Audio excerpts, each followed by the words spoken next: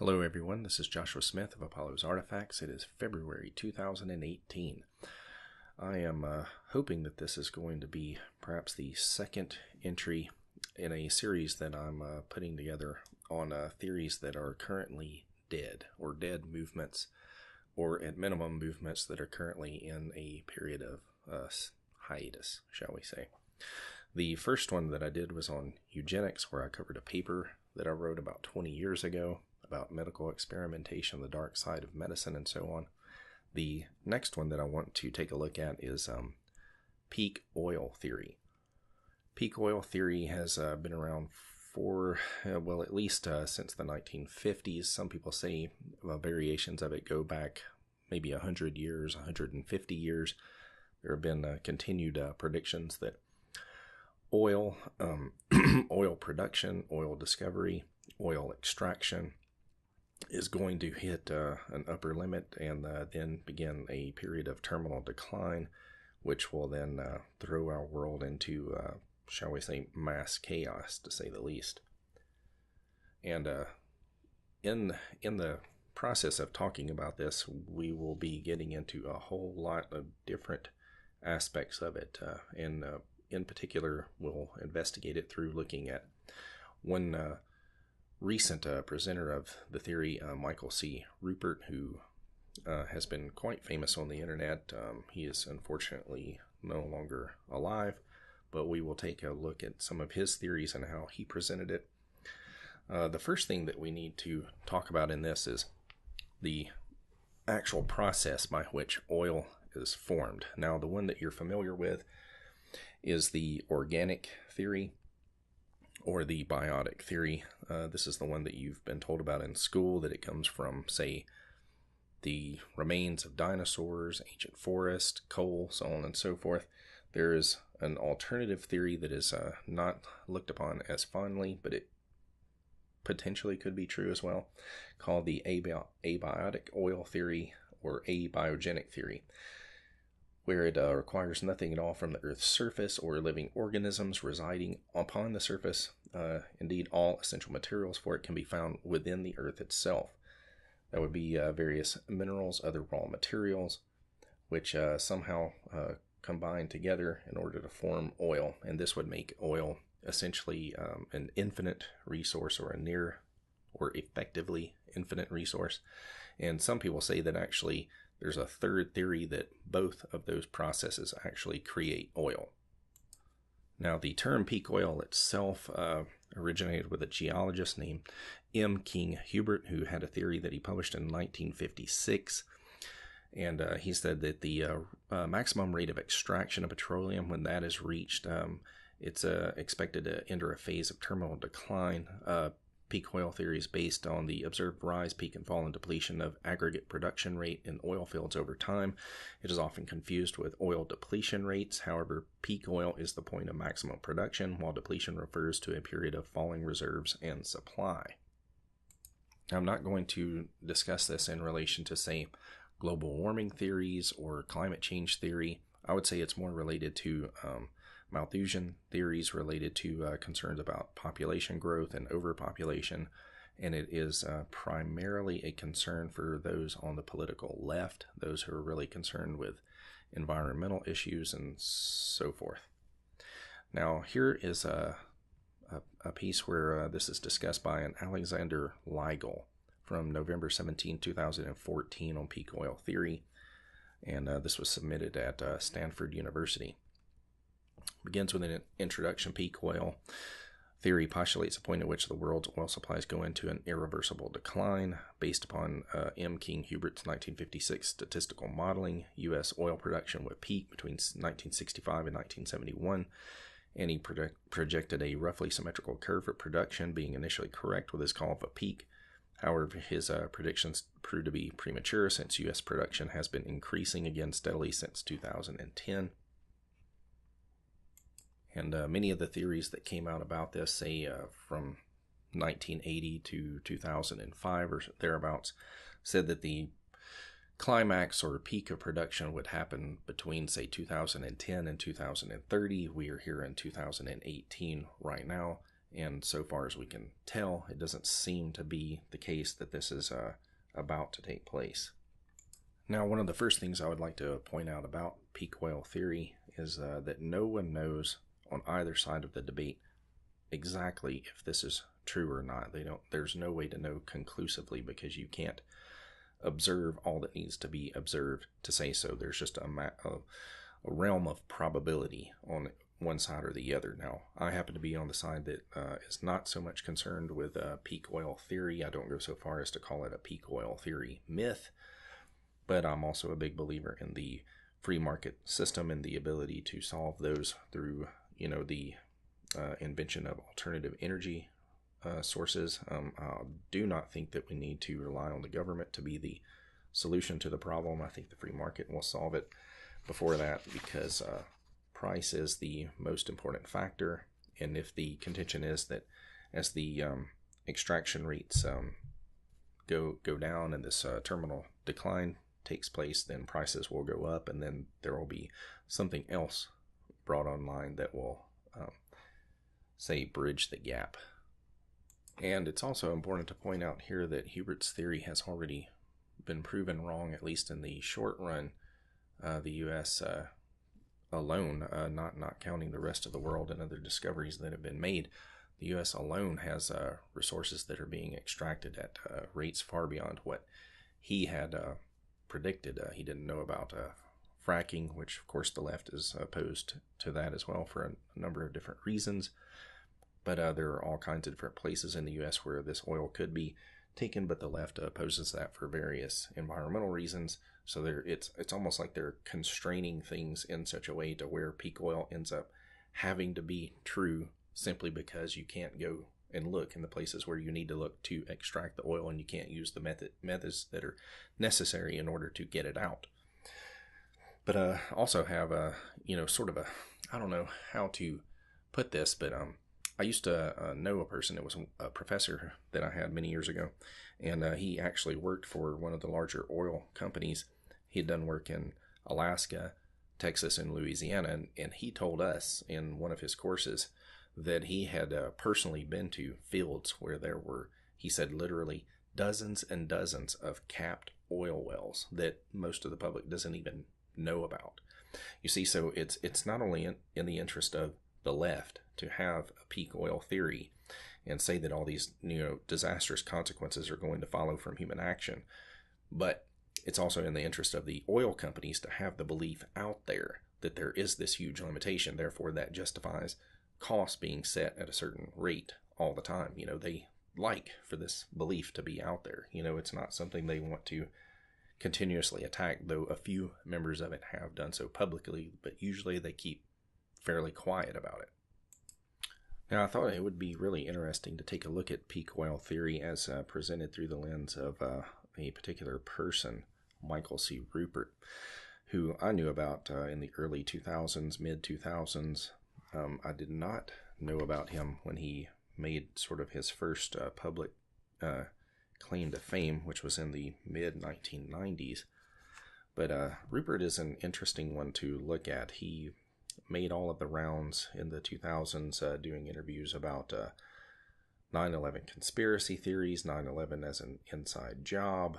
He was sort of a nexus point for all kinds of theories. He was a former LAPD police officer where he claims that he saw personally witnessed CIA involvement in drug running and narco trafficking, and that he thought that the LAPD was also in collusion with them, and that this was somehow related to a war upon African American communities or something like that. And he had a report that he would put out. It was called FTW, From the Wilderness. I think a number of people who are involved in internet culture will be aware about that, and Mike and who he was and what he was up to. But this nexus point of peak oil theory being combined with the idea that the war on terror is fake was one that was really prominent during that period. And it was said to be, among the primary reasons that 9/11 was an inside job is that Bush and his cohorts wanted to gain access to the oil and gas fields of the Middle East, throughout Afghanistan and Iraq. But the interesting thing about that has developed over time, as Dinesh D'Souza has pointed out, is that the United States actually does not have control over the oil fields in Iraq now. He said it's a funny kind of empire that the U.S. must be, that it had the ability to take control over those oil fields, indeed for the oil companies, but then handed the keys over back to the Iraqis. Very interesting. If indeed that had been the plan, it was an utterly failed plan. But Mike had written a book where he laid out this theory called Crossing the Rubicon, and later he had a documentary that was called Collapse. It actually had pretty good production values. I'll link that below. I think it is on YouTube. At least I saw it on YouTube many years ago, where he presents a variety of aspects of his theory related to peak oil and why 9/11 was tied up in it, and why we were about to hit this point of a massive, global conflict. Now, unfortunately, Mike passed away due to suicide. Apparently a self-inflicted gunshot wound. There are a lot of conspiracy theories, of course, that have grown up around that he's still alive, he didn't really kill himself, or that the CIA killed him because of what he exposed related to the drug trafficking issues, or 9/11, what have you.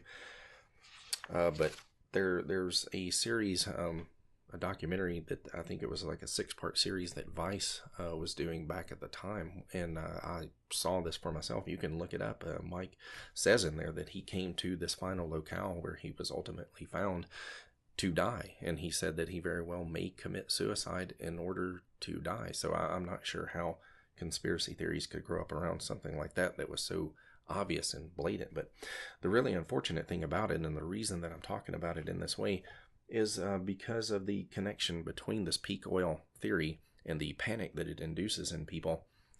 It causes people to be very pessimistic, very nihilistic, and that is one of the things that's really the left is so caught up in. They look at the future and they just see all of this darkness, all of this horror, all of these wars, all of these terrible things that are supposedly coming down the pike because, humans, are so bad, and they're doing all these terrible things to the environment, and they're going to end up killing one another over it and all this kind of stuff. And then it leads, particular people like him who have a certain personality constellation of traits that makes them just see only hopelessness. They see only pointlessness, and then they will project that out into their books, into their videos, and all this other kind of stuff. And then it drags other people who are similarly geared down that path with them. And that's very sad, and it's a very dangerous thing.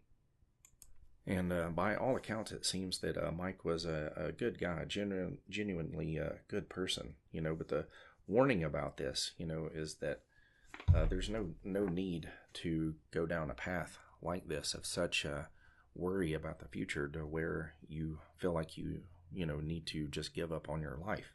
There's no need to do that. So let's just take a look at a couple of ways that this manifests itself. This is a piece from an article by a Sajjad Khan, Peak Oil and the Death of Michael C. Ruppert.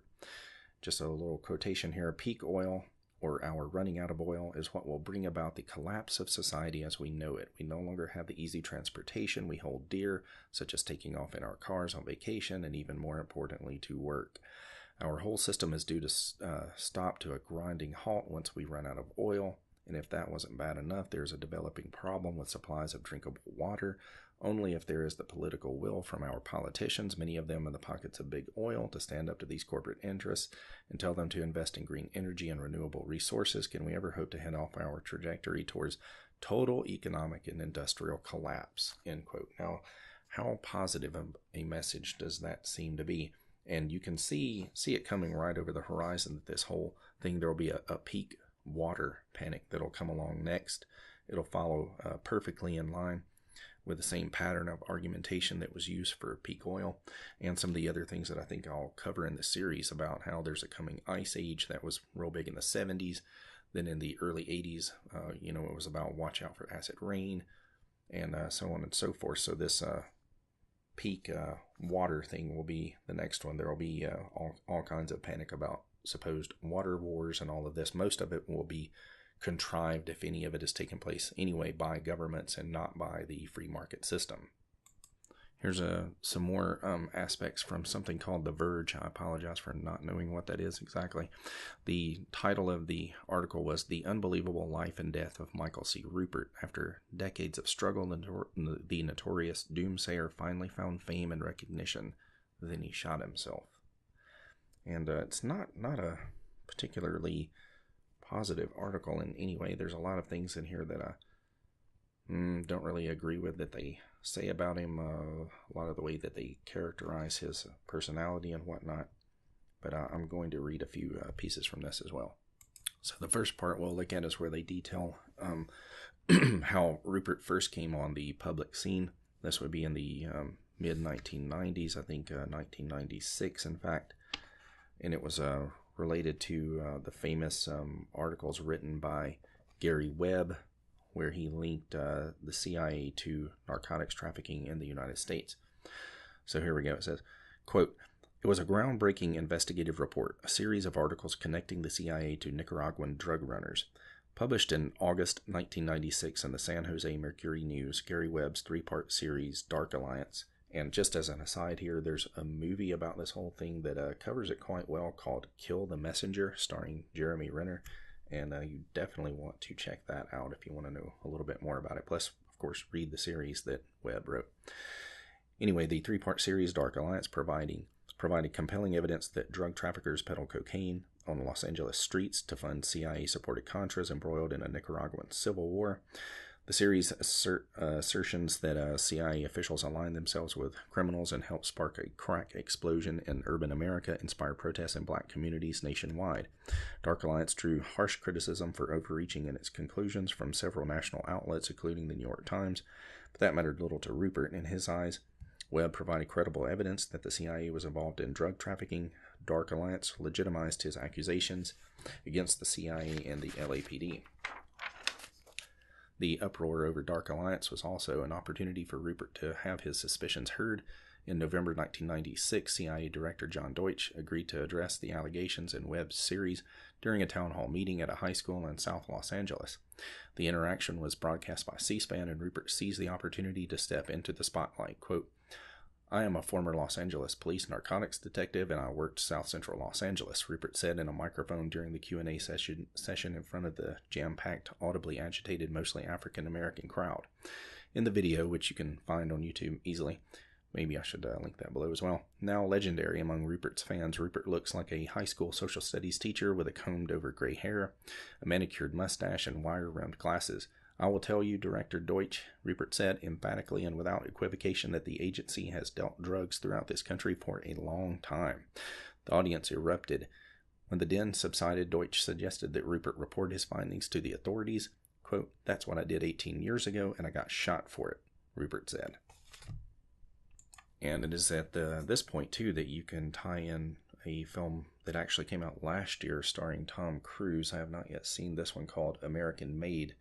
It's rated pretty well, and it says it is about the story of Barry Seal, an American pilot who became a drug runner for the CIA in the 1980s in a clandestine operation that would be exposed as the Iran-Contra affair.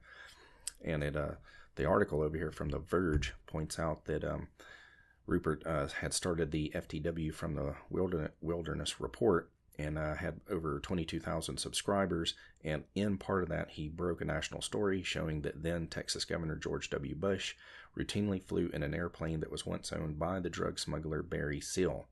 From the Wilderness had many reports that detailed this, and of course that led right up 3-4 years later with the whole 9/11 controversy, as he spun that out into a whole new level of success, and then after that was able to tie in the peak oil theory with it. And the ultimate result of this was the 2004 book Crossing the Rubicon: The Decline of the American Empire at the End of the Age of Oil. And then later he had the documentary which came out, I think it was in 2009, called Collapse, which was actually praised by the New York Times as a critic's pick, and promoted not only with all of the alternative media sources all across the interwebs, but also with mainstream support as well, because mainly because it was something that attacked the political right specifically Bush and the Bush-Cheney group of neoconservatives. And as Matt Stroud writes here in this article from The Verge, The Unbelievable Life and Death of Michael C. Ruppert, he talks about the book Crossing the Rubicon. He says, at nearly 600 pages, not including endnotes and appendices, Crossing the Rubicon is not a breezy read, but its core premise is fairly straightforward. The amount of oil available for human consumption peaked in the mid-1960s and has been quickly declining ever since, a concept known as peak oil. In order to reach the world's precious remaining reserves, the U.S. government is willing to perpetrate unthinkable acts such as pulling off 9/11. And I'm not going to address various 9/11 conspiracy theories here. There's a whole swath of them that we could go through in relation to that. I just want to keep this tied to the whole peak oil issue. And as things progress from there, Rupert was increasingly concerned about the peak oil crisis that he felt was impending. It was very ominous, and he was less and less interested in the old theories that he used to talk about with the CIA and narco trafficking. And as a sort of a final note of the emphasis, with the bleakness that tends to surround some theory like this, that you think society is just totally doomed, civilization can't sustain, and that the total collapse is imminent. Let's read from the final portions here from this Verge article. On April 11th, 2 days before his suicide, Rupert pulled Rhea aside for a private conversation at the picnic table near the Calistoga mobile home where they stayed. He said, "I got to come clean with you about something," she remembered. He told me he was terrified of the state of the world, and that he felt like all kinds of people were coming to him for answers, and that he didn't have any, and that he just wanted to let me know where his head was at. Then we talked a little bit more. He talked about near-term extinction, and that he felt like things were not headed in a happy direction, and he was like, "What's the point?" When he said that to me, I told him it reminded me of this line from a Bob Dylan song, that he, not busy being born, is busy dying. Wouldn't it suck if all 7 billion of us had to go out as though we'd never even been born? Later we sat there and said a prayer together. He told me, "I feel a lot better. I'm glad we talked." I think back on that and I think maybe he still had hope, but that's not what he was telling me. What he was telling me was that he was done. He was leaving forever. He was just letting me know in that moment that he didn't have hope. And to me, that just says this guy was killed by pessimism and nihilism and fears over the peak oil theory. And of course, those are things that are, highly specific to him as an individual, but I would say it's also a sort of mindset that is common to a lot of people who delve frequently into conspiracy theories. Let's take a look, at what the counter-arguments have been to this peak oil theory. General arguments here from a Wikipedia piece. The theory of peak oil is controversial and became an issue of political debate in the U.S. and Europe in the mid-2000s. Critics argued that newly found oil reserve forestalled a peak oil event. Some argued that oil production from new oil reserves in existing fields would continue to increase at a rate that outpaces demand until alternate energy sources for current fossil fuel dependence are found. In 2015, analysts in the petroleum and financial industries claimed that the age of oil had already reached a new stage where the excess supply that appeared in late 2014 may continue. A consensus was emerging that parties to an international agreement would introduce measures to constrain the combustion of hydrocarbons in an effort to limit global temperature rise. Another argument against the peak oil theory is reduced demand from various options and technologies which will be substituting oil. U.S. federal funding to develop algae fuels had increased since 2000 due to rising fuel prices. Many other projects are being funded in Australia, New Zealand, Europe, the Middle East, and elsewhere, and private companies are also entering the field.